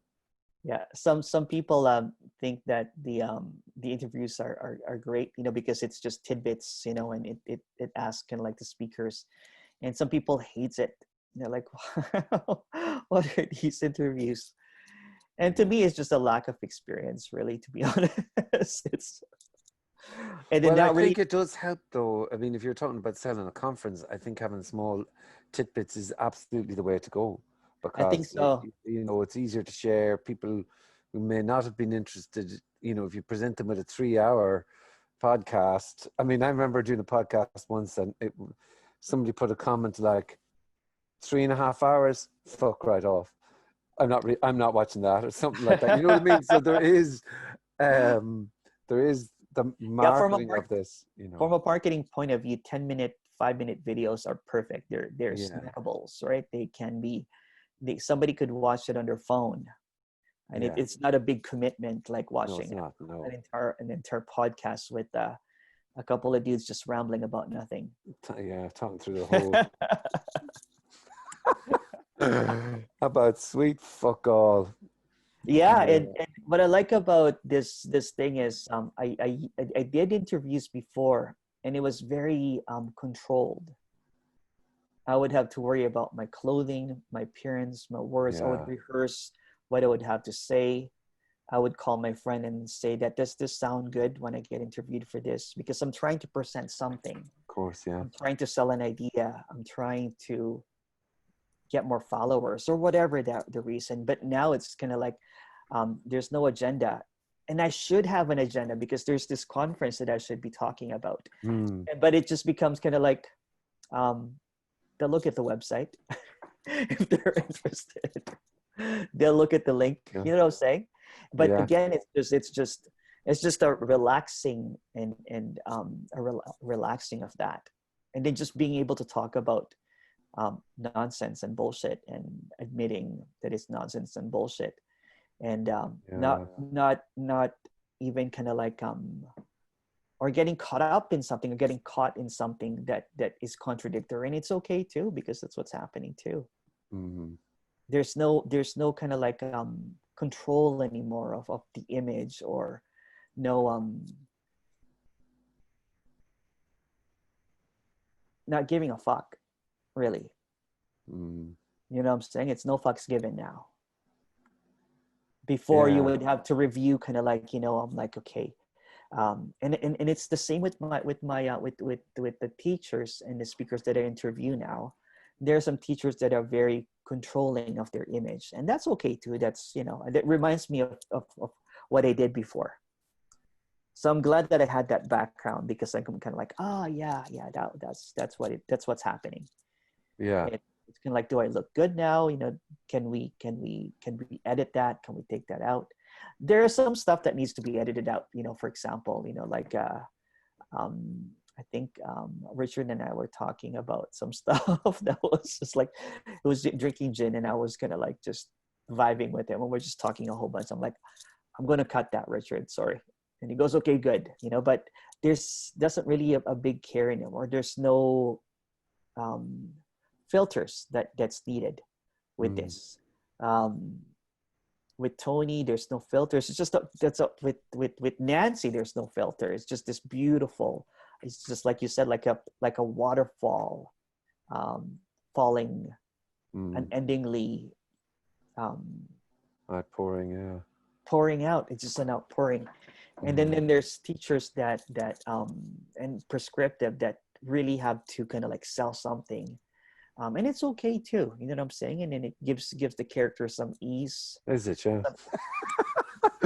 Is it okay? It is what it is. I don't know what I'm talking about. I know, yeah. No, it is what it is, that's for sure. And, I do love the people that I talk to, even if they're prescriptive. They're great people, and you don't, when there's no one, you don't see anyone. It's just what's been said. So there isn't someone there doing that really, that's the essence of it. It doesn't matter. So that's that openness that is not your openness. It's just an openness to what is. And so judgment probably won't appear, because the judgment is sort of an echo of the person. And so there's no attempt but there'll be no attempt to placate that or reinforce that, but nor deny or negate. It's just what is. So it's totally different energy than that openness. But again, it's not suddenly, it's not your Emerson's openness. It's just openness, and within that is a reaction and a question, and however that will be how it is. But that in essence is the communication that there's just what is, including somebody telling you that they can guide a thing to what is. And that's where the sort of jarringness is, if you're ever, because in this absolute unfolding, here it is, uncontainable everything, and then within that is somebody who definitely is real and can guide somebody to the reality of something appearing to happen. And yet this is us, like this is our own song singing to ourselves, and it isn't owned or held or contained. And so maybe there is it's funny now talking, it seems like a little bit of a passionate about the difference between the two, because they are diametrically opposed. One tries to hold all that is like this and says, here, I can show you what all that is, and the other one is just there's all that is, including your horse manure. And the horse manure sounds like a judgment. Yeah, probably is. I don't know. That's okay to judge too. It's okay to judge too. You know what I'm There saying? you go. Yeah, It's okay it's to sort judge of it too. is and it isn't a judgment, because I couldn't give a fuck too. But there's obviously a passion for somewhere is a passion for the absolute, the liberation, and it like the. I've heard words like unconditional love used an awful lot, and for me, the only time, I think we said this when we were talking the last time, the only time that the words unconditional love really resonate in terms of language is this message or this communication, in the sense that saying that you're already, it's already home. You're already being done. This is already all that is. And no one has this or sees this, or it's not about any of those things. It's just this, including the frustration, the wanting, the seeking. That's the total allowance and acceptance of all. Oh And, yeah. you know, and how can you get to that when everything I've just said there's absolute fucking horse manure, like, and there's no Yes. meaning or relevance or substance. It's just, I think Richard Sylvester said it best. You know what unconditional love is? Unconditional love is it's also loving horseshit. he's what?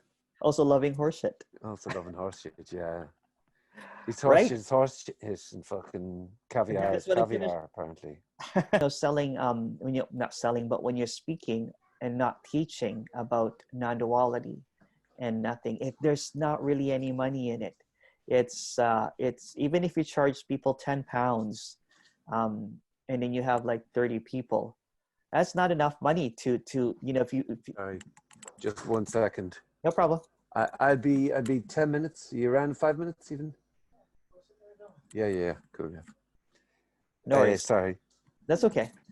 Go on. But yeah, so if you're selling this product, right, that is trauma based, it sells more, because if you're talking about there's no teaching, there's no one here, you'll probably lose half of the crowd within the first meeting, and then they probably won't come back. But if you hold them with trauma, I said, well, I have to work on my trauma, and there's this 4-week intensive, in wherever in Tulum or something. And I think, you know what, maybe they're being earnest and helping, and maybe they help them through trauma, and then they can help them with, I don't know. It's a totally different thing, though, isn't it? It's a It's totally just a totally different different thing. Yeah, I mean, if that's therapy, or it's basically therapy. it's feeding the person. That's essentially it, and keeping that person fully It's alive, and that this is reinforcing that real. I'm alive, and I am now trauma. Yeah, and I think Jeff Foster. Or I have trauma. Yeah. I have trauma. Yeah, and it's completely different from because with contemporary non-duality, it's a completely different thing, because it's not a teaching. There's no one there. It's really rare. All of this messaging is very unique. It's not the same as, because if I want to be a teacher, I would research to see, if I want to have a career as a teacher, and, buy a yacht, and, buy you a Tesla, that kind of thing. And I would go with what is my biggest audience right now. Yeah. It's a marketing thing. What is the prescription, right? What's the most effective thing right now? And I think that is the essence, in a way, of when actually there is no one, there isn't a possibility for that to happen. I mean, but there's always a possibility. Definitive is impossible, but it seems like when there's no one, that just doesn't seem to be the case. It just doesn't seem to be, because you see, when there's no one, then there isn't someone with a trauma that's seen. Now, that doesn't negate apparent trauma. In fact, I'd suggest that it's heard, probably actually heard and allowed.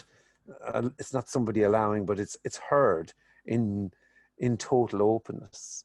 It's heard.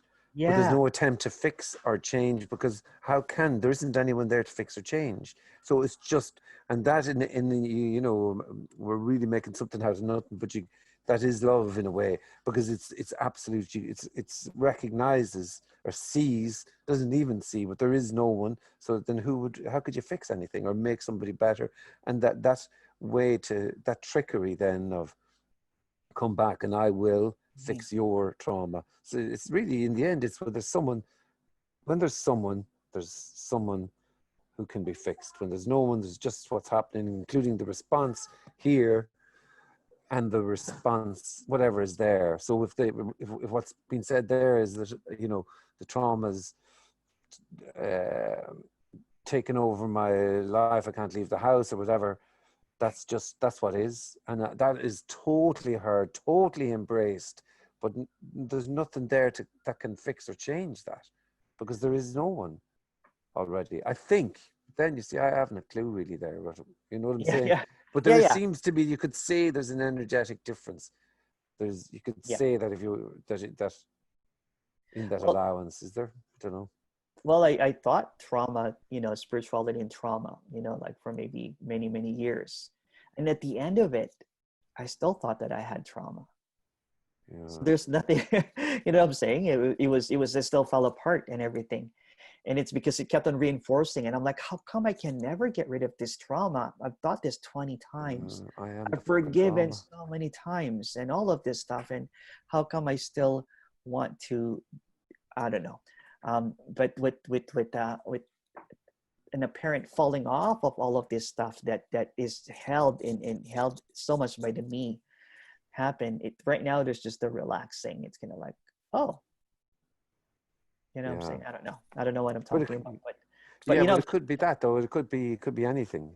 it could be So any. it's just that it's amazing that feeling frustrated is is it, like, you know. So that's what's amazing. Somehow, you know, feeling absolutely grumpy and tired or whatever the fuck.